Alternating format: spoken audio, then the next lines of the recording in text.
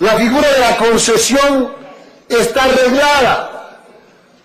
Ha existido en el país siempre, no solamente en la educación, en los recursos nacionales, en el espectro electromagnético, en 1000 temas. Pero tiene una premisa, es que al finalizar el tiempo de concesión, el concesionante es autónomo para prorrogarla o para recuperarla. Y el tomar la decisión de recuperarla no puede ser sometida al escrutinio de quien no le compete tomar la decisión. ¿Qué tal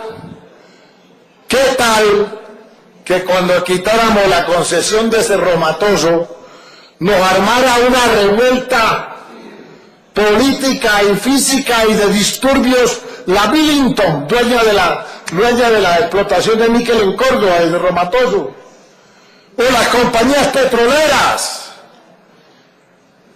Tampoco pueden armarnos un disturbio los colegios, los dueños de las concesiones de los colegios. Yo hago un llamado en ese sentido.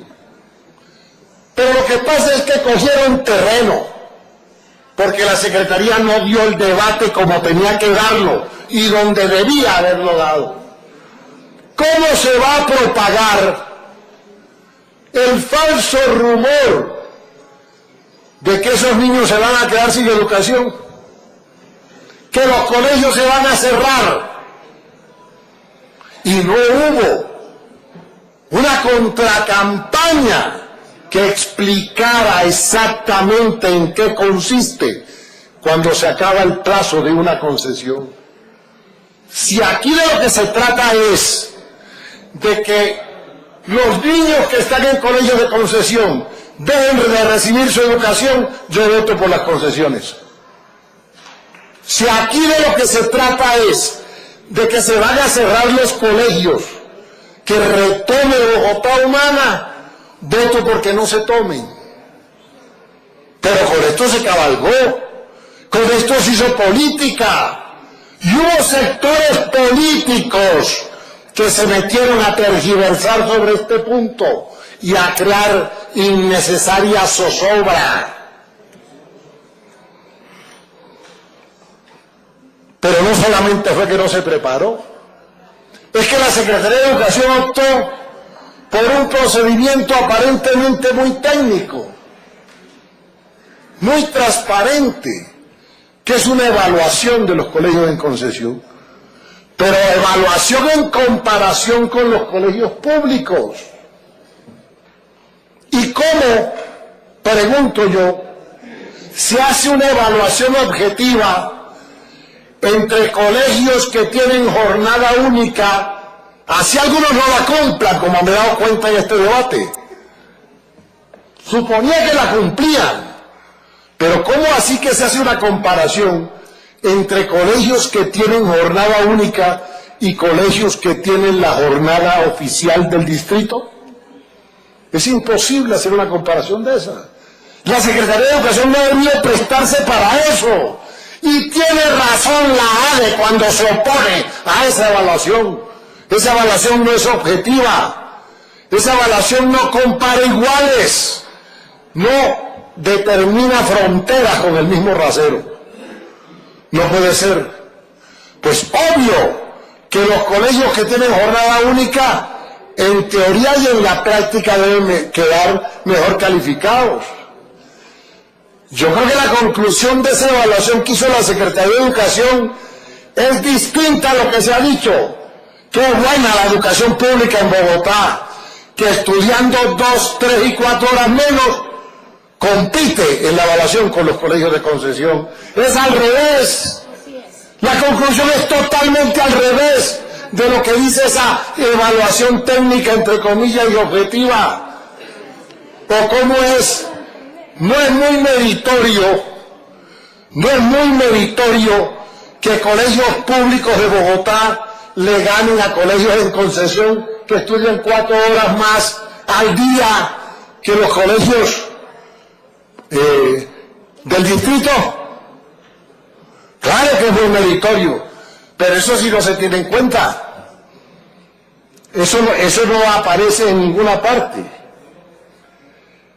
Yo creo, aparte de los argumentos legales, que no los voy a repetir aquí porque los comparto, que planteó Argote, que planteó Jorge Durán Silva, que planteó Celio, que planteó Boris, que están en la ponencia de Fernando López y de Diana Alejandra, a los cuales no me voy a referir. Quiero tocar algunos puntos que no hacen parte de la evaluación, pero sí han estado en el imaginario del debate. Entonces, a mí me cogió un padre de familia, al cual aprecio mucho, que tiene sus hijas en colegio de Concepción, y me dijo: concejal, pero es que es mucho más barato la educación en los colegios de Concepción que la educación en los colegios públicos. Yo le dije: ¿y eso qué quiere decir? Pues que es más eficiente el colegio en Concepción que el colegio público. Ahí podemos llegar, si seguimos con ese racionamiento, a que la educación a la cual no se le invierte un peso sea el óptimo para la sociedad. Esto es un racionamiento completamente fariseo. Yo estoy de acuerdo con Argote. La educación es un problema en que hay que meterle dinero. Y ojalá tuviéramos los recursos que tienen los colegios de élite privados. ¿Cómo no vamos a querer para nuestro pueblo ese tipo de educación? Ese tipo de garantías. Es que aquí los estudiantes de los colegios públicos hacen una hazaña que el país no le ha reconocido.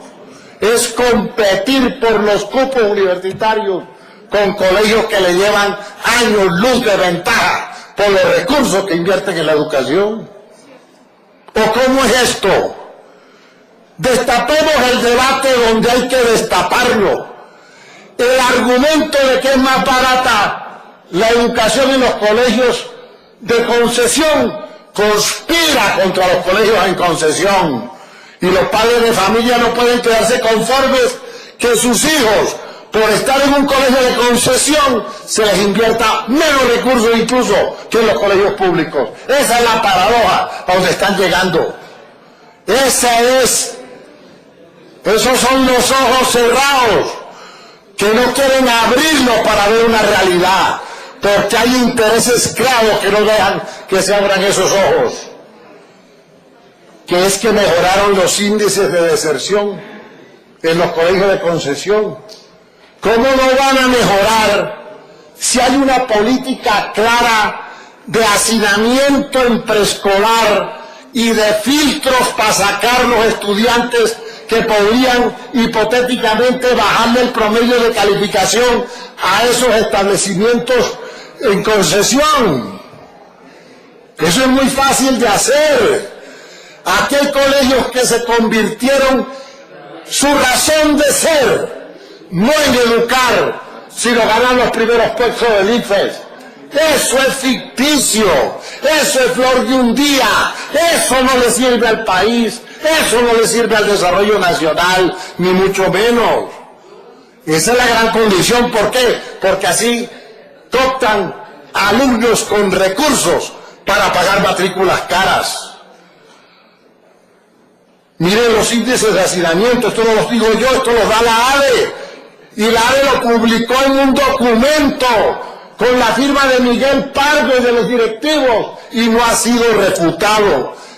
Hay hacinamiento en preescolar de los colegios en concesión.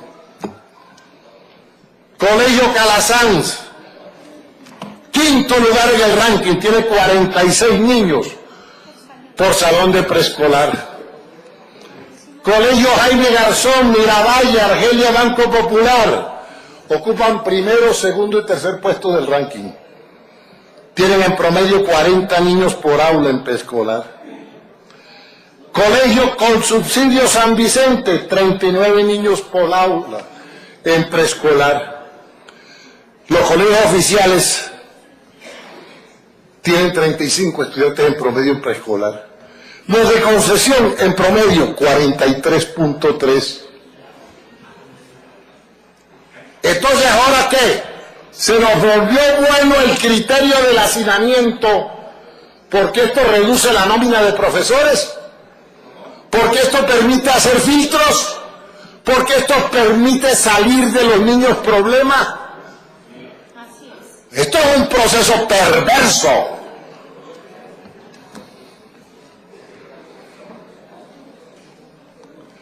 Yo creo que incluso la Secretaría de Educación se dejó contagiar por el lenguaje de los colegios en concesión y de las preocupaciones de los padres de familia. Yo le he escuchado a funcionarios de la Secretaría de Educación, amigos míos, que dicen, es que yo no puedo quitarle algo a los niños si el colegio es de buen rendimiento. Es que no se le va a quitar nada, señor funcionario, nada. Es totalmente al contrario. Entonces, claro, yo entiendo la preocupación de los padres de familia. Si a mí los dueños del colegio, los dueños de la concesión, me reúnen en la asamblea de padres de familia para decirme, es que esta Bogotá inhumana le va a cerrar los cupos, le va a cerrar el colegio. Pues claro que se ponen en contra que reviertan las concesiones. No, yo creo que aquí la Secretaría de Educación tiene que hacer un compromiso delante del Consejo y delante de los padres de familia de los colegios en concesión. Es que si finalmente esos colegios, hoy, mañana, en 5 años, en 10, revierten al distrito, tienen que garantizarle igual o mejor calidad de educación a esos niños. No puede quedar ningún niño de esos por fuera, como lo planteó Celio Nieves. Bueno, falta decir, en el problema de los costos hay otro factor que es determinante. Son menores los colegios, los costos de los colegios en concesión, porque a los maestros no se les paga lo que se les paga a los maestros del distrito.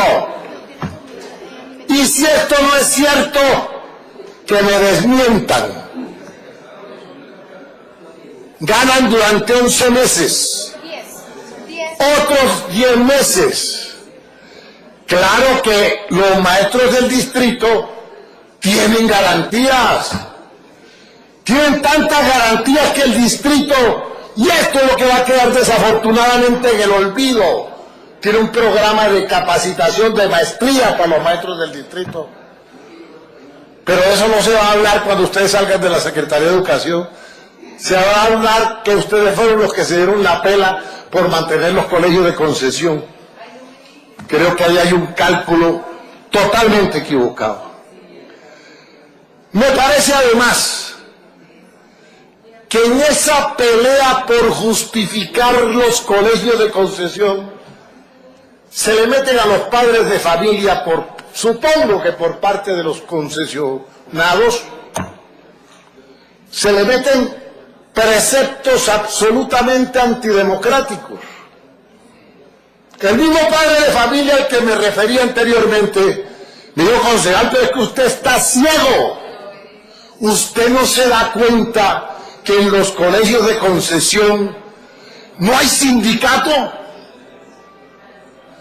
Usted no se da cuenta que en los colegios de concesión no hay huelgas. ¿Qué tipo de educación democrática están dando en los colegios de concesión? ¿Acaso ignoran que el derecho a la asociación sindical es un derecho fundamental, no en Colombia, sino en el mundo? Se van a prestar a esa farsa contra el derecho democrático de la organización sindical y el derecho a la huelga. Usted que es laboralista, doctor Cepeda, que usted ha defendido el derecho a huelga en el sindicato del Consejo, sobre el que tiene tanta influencia. El derecho a huelga está consagrado en la Constitución Nacional, hace parte de los convenios de la OIT. Y ahora me van a dar el argumento que son mejores los colegios de concesión porque no hay huelga y porque no hay sindicatos, ¿camino a qué nos quieren llevar? ¿A una ampliación de la democracia o a la restricción de las libertades democráticas en el tema de esta discusión? ¿Hacia dónde vamos, señor secretario de Educación? Mire lo que está saliendo de ese engendro que se arropa con la defensa de un derecho, pero va por la vulneración de los derechos de los estudiantes, de los maestros y de los padres de familia.